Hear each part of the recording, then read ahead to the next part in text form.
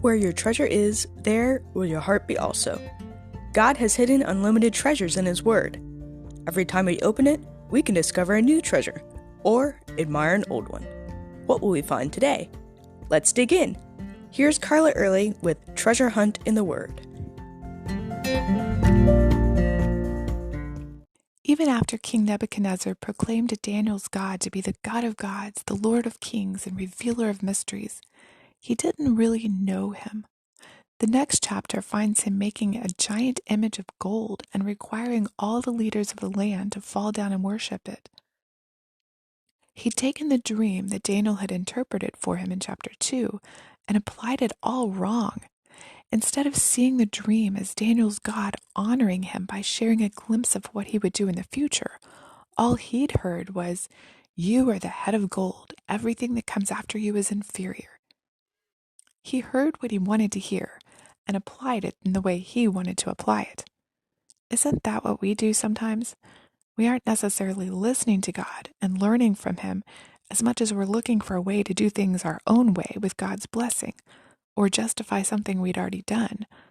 So sometimes we take verses out of context or ignore parts of the Bible we don't agree with, or that rubs us the wrong way.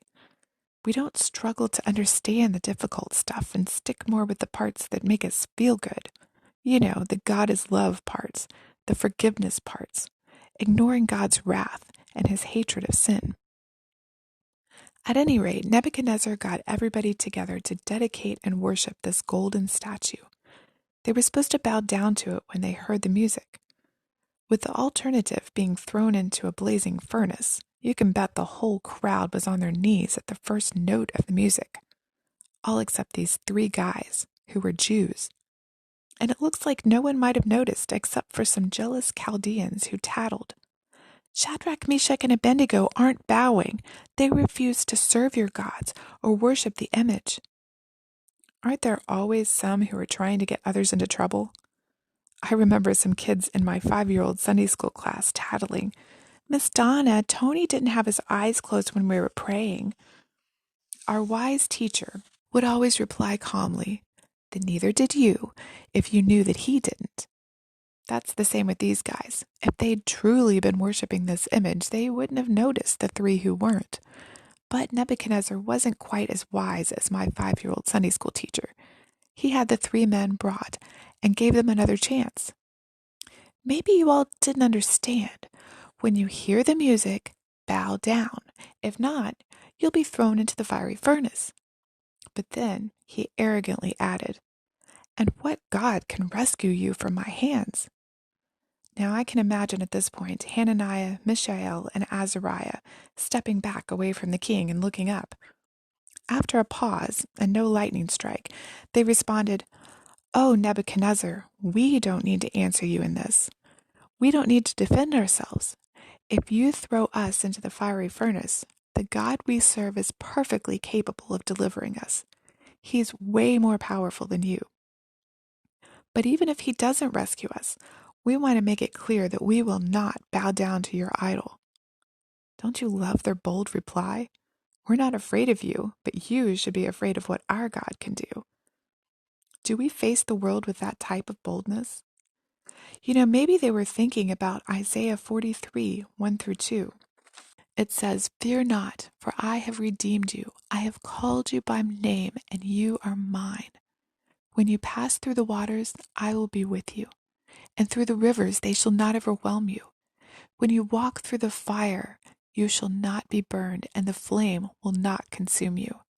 Of course, King Nebuchadnezzar was furious and ordered the fiery furnace heated 7 times hotter than it was before. And we know what happened to the 3 bold men. Not only did they emerge from the fire unscathed, but God was with them in the fire. We might do a podcast on that and talk about how God doesn't always rescue us from something, but walks with us through it. But for now, let's look at King Nebuchadnezzar's response. He saw that the fire had no power over the men. He saw that he too was powerless over them because of their faith in God. So King Nebuchadnezzar declared in verses 28 and 30 of chapter 3, "Blessed be the God of Shadrach, Meshach, and Abednego.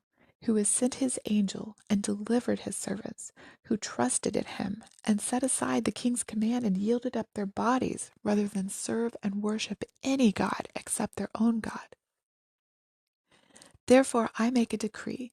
Any people, nation, or language that speaks anything against the God of Shadrach, Meshach, and Abednego shall be torn limb from limb, and their houses laid in ruins, for there is no other God who is able to rescue in this way.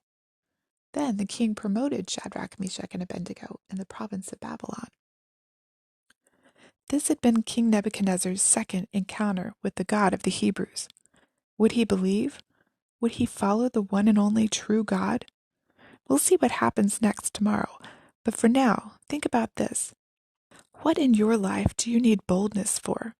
And how can you, in your everyday life, make your faith clear to others? You can contact us at treasurehuntintheword@gmail.com. Also, if you'd like to share a treasure God has given you by doing an episode, please contact us. You can listen to other episodes on our website, which you'll find in the description below. Thanks for listening, and remember, where your treasure is, there will your heart be also.